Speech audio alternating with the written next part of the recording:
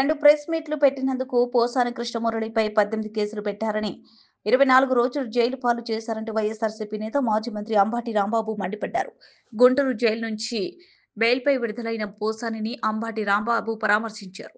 అనంతరం ఆయన మీడియాతో మాట్లాడుతూ, పీటీ వారెంట్ల పేరుతో రాష్ట్రమంతటా తిప్పారని, ఆ వయసులో పోసానిని అలా తిప్పటం కన్నా శిక్ష ఇంకేముంటుందని అంబాటి పేర్కొన్నారు. రెడ్ బుక్ రచయిత నారా లోకేష్ ఆధ్వర్యంలోనే ఈ అక్రమ కేసులు నమోదయ్యాయి. పోసాని హాస్య నటుడు కాబట్టి కాస్త వ్యంగ్యంగా మాట్లాడారు. అంత మాత్రానికే కేసులు పెడతారా?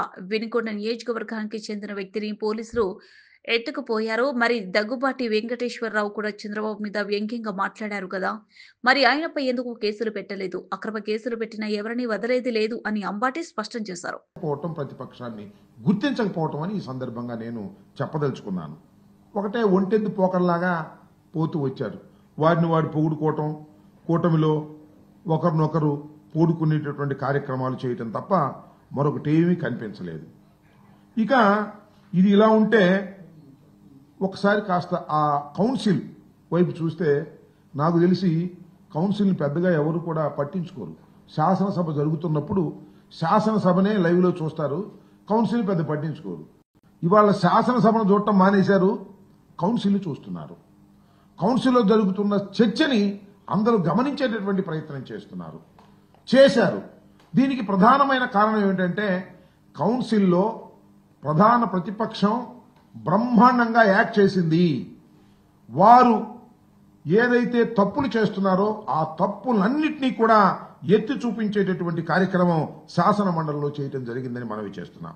ఒకటి కాదు, రెండు కాదు, అనేక ప్రశ్నలకు శాసనసభలోనూ శాసన మండలిలోనూ అడిగినటువంటి ప్రశ్నలకు వారు సమాధానాలు చెప్పడం ద్వారా కొన్ని విషయాలు చాలా బహిర్గతమయ్యాయి.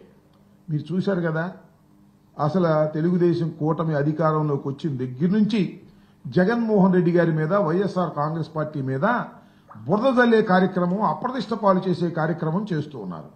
చాలా చిత్రం ఏంటంటే అప్పుల విషయంలో మాత్రం చాలా బ్రహ్మాండంగా ఈ శాసనసభ సమావేశాల్లో దొరికిపోయారు. చంద్రబాబు నాయుడు గారు అధికారంలోకి రాగానే ఏమన్నాడంటే జూలై 10వ తారీఖున ముఖ్యమంత్రి గారు ఒక రివ్యూ చేశాడు. రివ్యూ చేసినప్పుడు 14 లక్షల కోట్ల అప్పులు ఉన్నాయి ఈ రాష్ట్రంలో అని లీకులు ఇచ్చాడు. వారికి ఉన్నటువంటి ఎల్లో మీడియా, ఆంధ్రజ్యోతి, ఈనాడు 14 లక్షల కోట్ల రూపాయలు అప్పులు చేశాడు జగన్మోహన్ రెడ్డి గారు. ఈ రాష్ట్రాన్ని సర్వనాశనం చేశాడు, అప్పులు చేసేశాడు, ఇక మేమేం చేయడానికి వీల్లేనటువంటి పరిస్థితి చేశాడని ముందు ఆ రకమైన ప్రచారం చేశారు. మళ్ళా ఇదే వాస్తవాల్లోకి వచ్చినప్పుడు చంద్రబాబు నాయుడు గారే మళ్ళా ఏం చెప్తాడంటే, ఒకానొక సందర్భంలో జూలై 22న గవర్నర్ ప్రసంగం జరిగింది ఈ శాసనసభ సమావేశాలకు ముందు.